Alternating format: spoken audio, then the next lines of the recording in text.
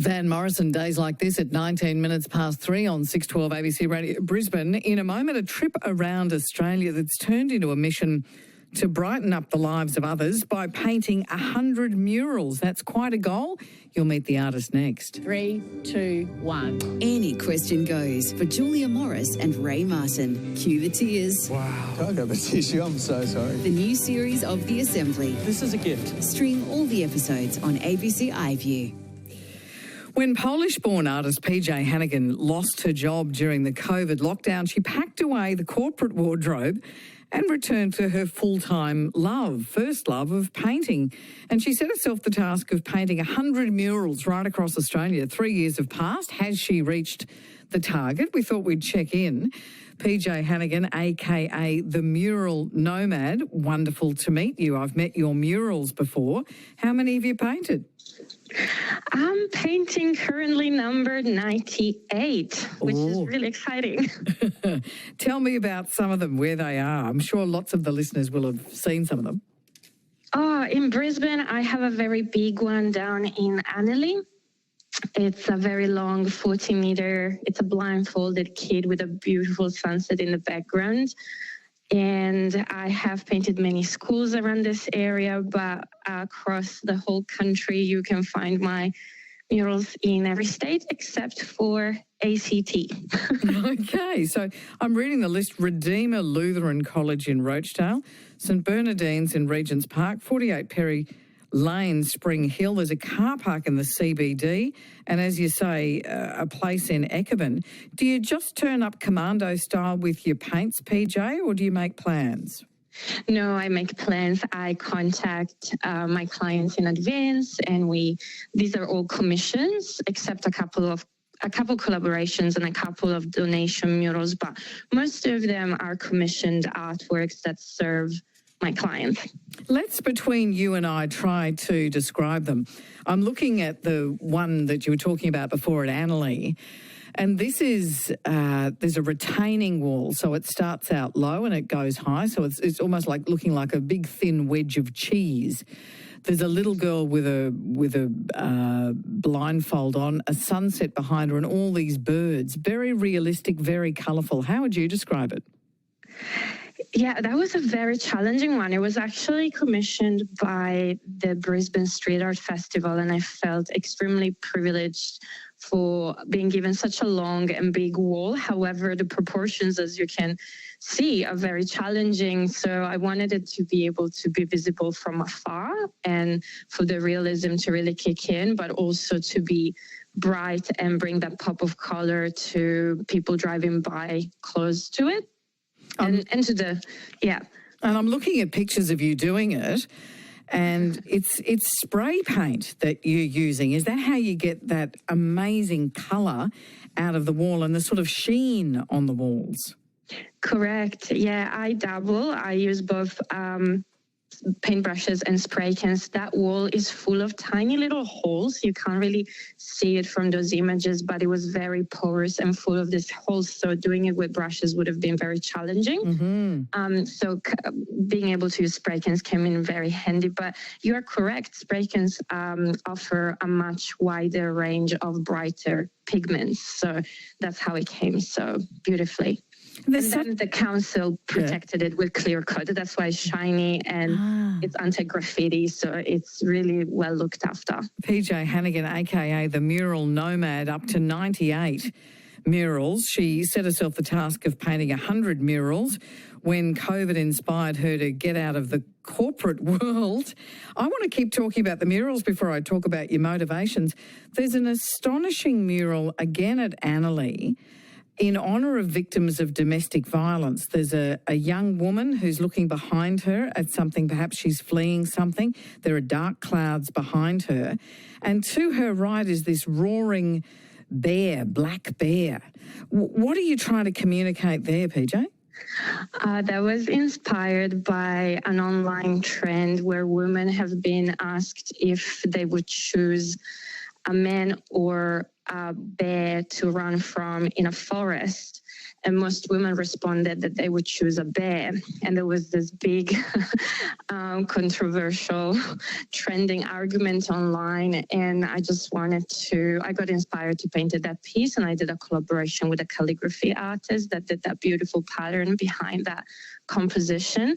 I feel like I mentor other artists as well, and a lot of them are women, and it's been shocking to learn the percentage of horror stories amongst people that I know, and that piece was really heartfelt. I'm looking at the murals that you painted for St Bernardine's at Regent Park.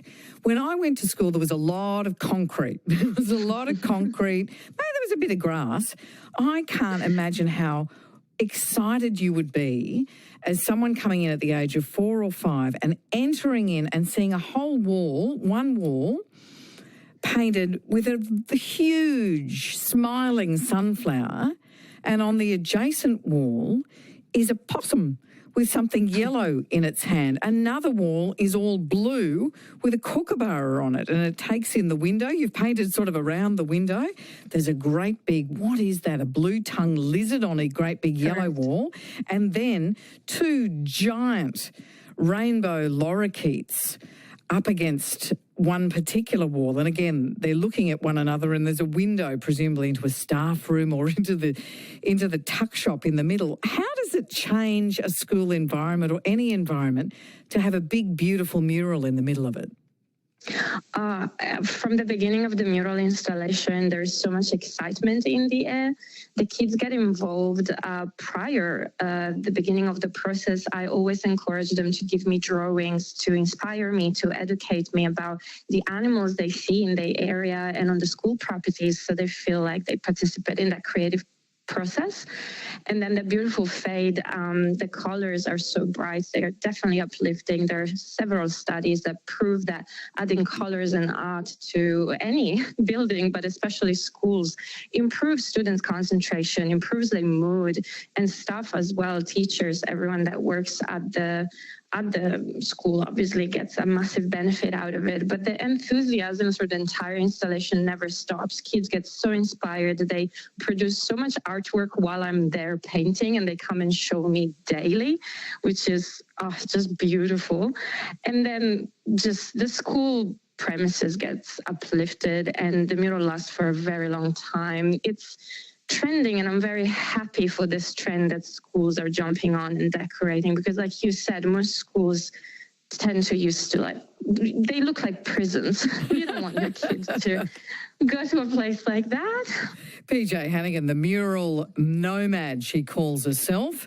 She's travelled over 35,000 kilometres around the country painting murals. She's up to 98. Her goal was 100. You were born in Poland, you grew up in Italy, you graduated art school, moved to Australia, and you ended up in the corporate world with art on the side, and you suddenly saw the light during COVID. It is a big jump. What was it that made you think, you know what, life is short, let's do the thing I love? Literally that. Actually, just after corporate, I ended up in a part-time job working for a wonderful hematologist, and our patients had leukemia. And they had the most amazing outlook on life. But it was a pivotal moment for me to realize, wow, life is really short. You never know what's going to happen. You might as well give it a go. And I asked myself, what are the things I love doing the most? And it was traveling and painting. And so why not? Let's become a traveling artist. And is that something that allows you to sleep with a roof over your head and eat regularly, PJ? My company made over $500,000 in the last couple of years. So yes, it's a very, very good job. There's so much money in public art, and I just don't understand why not more people take it seriously. If you look around, there's art everywhere in our lives. Artists are very much needed and very much appreciated. How about that? Before I let you go, tell me about the Black Dog fundraiser for mental health research that you started after mural number 20. Yeah, when my murals got a little bit bigger, I did a donation for a hospital up in the Northern Territories, and I did this mural donation for the mental ward department, and it was just so meaningful. And that's when I stopped and I realized, wow, I can do a little bit more than just working, for myself and finding mural clients. And it's mental health research is something I feel very strongly about, and I think the Black Dog Institute is doing a fantastic job. When I was in corporate, I was using their resources a lot to educate myself and my team and the office. So I decided to open this fundraiser, and I put a donation for every mural that I paint, but so many people decided to contribute as well. So I feel quite proud of it. Yeah. Wonderful to talk to you, PJ. That's a great example. A lot of people had that during COVID, didn't they? Follow your dreams. Do what you're passionate about. You'll never work a day in your life, and you might as well give it a go because life is short and you don't know what joy you can bring to yourself if you just believe in yourself, I guess. And inspire many others. Yeah. Good on you, PJ. So if you're looking around Brisbane and you see a big, colourful mural, chances are this is the woman who painted it. Great to meet you. Thank you for having me. Have a lovely day. PJ Hannigan, a.k.a. the Mural Nomad, not only a great personal story, but bringing such colour right around Australia. I'm looking at it now. Sandstone in Western Australia. There's a couple of huge silos that she's painted there. The logistics of doing it and the passion she brings to it is quite something. It is 3:30. Before